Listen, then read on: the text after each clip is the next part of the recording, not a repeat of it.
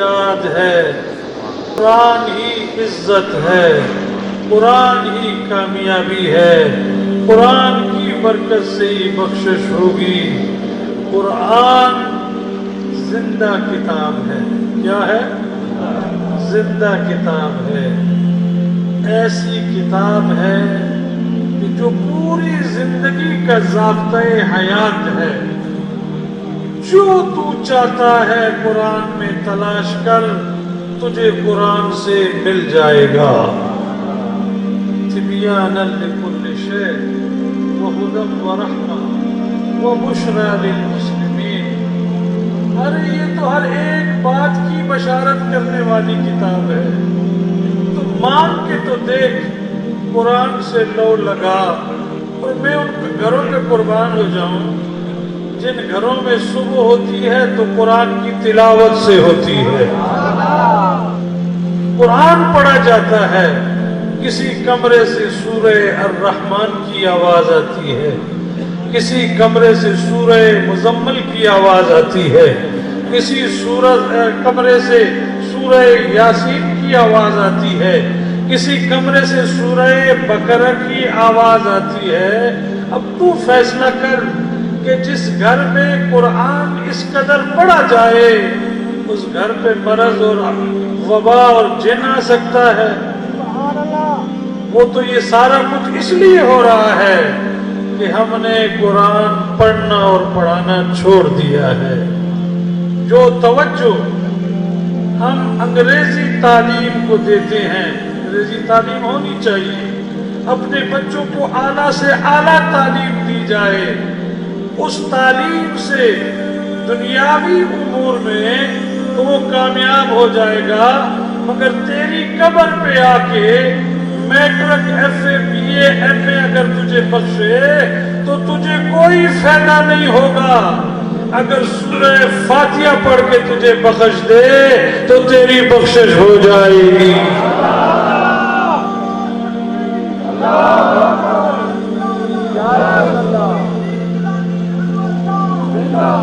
قرآن کریم نعمت عظمیٰ ہے۔ سورہ فاتحہ آپ کو پتہ ہے کہ وہ سورہ ہے جو 70 مرتبہ نازل ہوئی ہے۔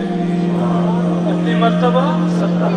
اس کو سورہ فاتحہ بھی کہتے ہیں اور سورہ شفا بھی کہتے ہیں، اور بھی کئی ناموں سے اس کو یاد کیا جاتا ہے۔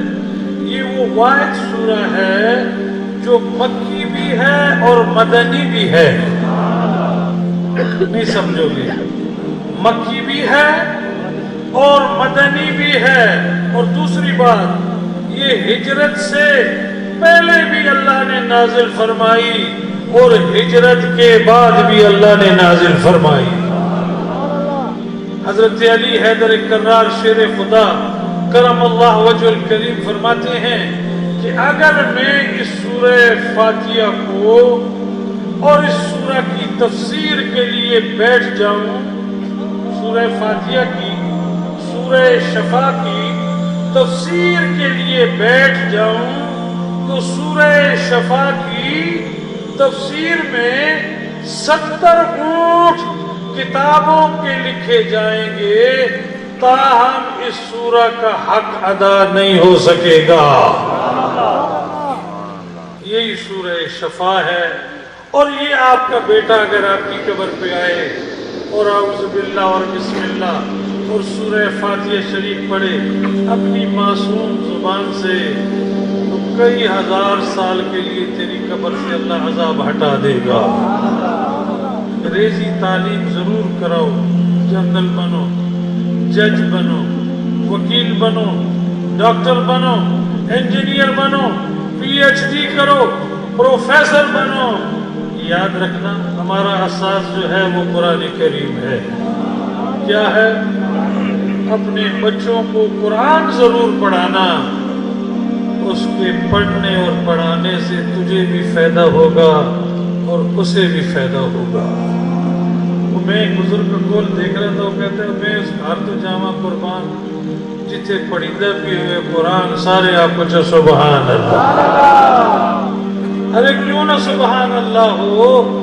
جس گھر کے در و دیوار سے قرآن کی آواز آتی ہو اپنی بیٹیوں کو. سبحان اللہ. میں نے ملتان کا ایک واقعہ دیکھا. ایک مائی کو بہاری تھی اور قرآن پڑھتی تھی اور سیدوں سے محبت کرتی تھی. ملتان میں یہ رائج ہے کہ جب کوئی فوت ہو جائے تو قبر کی کھدائی کے بعد اس کی لحد میں چند قراء چند حفظاء بیٹھتے ہیں اور تلاوت قرآن کرتے ہیں. تو جب وہ مائی کو بھاری مر گئی تو اس کی قبر میں قرآن پڑھنے کے لیے زمانے کا غوث حضرت بہاؤالدین زکریا اس کی قبر لحد میں آئے قرآن پڑھنے کے لیے تاکہ اس کی قبر میں برکت آ جائے. قرآن کی برکت سے اس کی بخشش ہو جائے, اس کی لحد سے نہ ٹکرے اور اس کے لیے قبر جہنم کے گڑھوں میں سے گڑھا نہ ہو, اس کی قبر بھی جنت کے باغیچوں میں سے باغیچہ بن جائے. میں نے سنا ہے, میرے پردادا نے مفتاح العارفین میں نقل کیا ہے کہ جب بہاؤالدین زکریا اس کو میاری کی قبر میں لحد میں چلے گئے اور قرآن کریم شروع کیا تو قبر سے آواز آئی, بہاؤالدین قبر سے نکل جا, اس کو میاری کی قبر میں تلاوت کرنے کے لیے خاتون جنت آئی ہوئی ہے. بولو ذرا سبحان اللہ, پھر کہیے سبحان اللہ, پھر کہو سبحان اللہ. فرماتے ہیں میں نکل گیا کہ پردے داروں کا حیا مقصود تھا. کہتے ہیں میں نکل گیا, جنازے کے بعد دفن کے بعد میں نے اس کے لوائقین سے پوچھا کہ یہ قمیاری کیا کرتی تھی. تو میرے بیٹے نے یہ حدیث پڑھی, وہ کتاب اللہ وَإِتْرَتِي وَكِتَابُ اللَّهِ, کہ دنیا میں دو چیزیں چھوڑ کے جا رہا ہوں, ایک میری آل ہے اور دوسرا قرآن ہے. میری آل کے ہاتھ میں تیرا ہاتھ ہو اور تیرے لبوں پہ قرآن ہو, پھر یقیناً تو جنتی ہے. سبحان اللہ. تو جنتی ہے.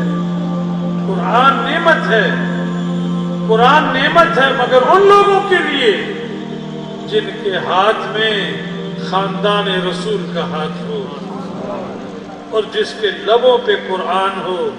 قرآن پڑھے لذت آ جائے گی, قرآن پڑھنے سے فائدہ ہوگا. قرآن رائے ہدایت ہے, قرآن بخشش کا ذریعہ ہے. برادران اسلام,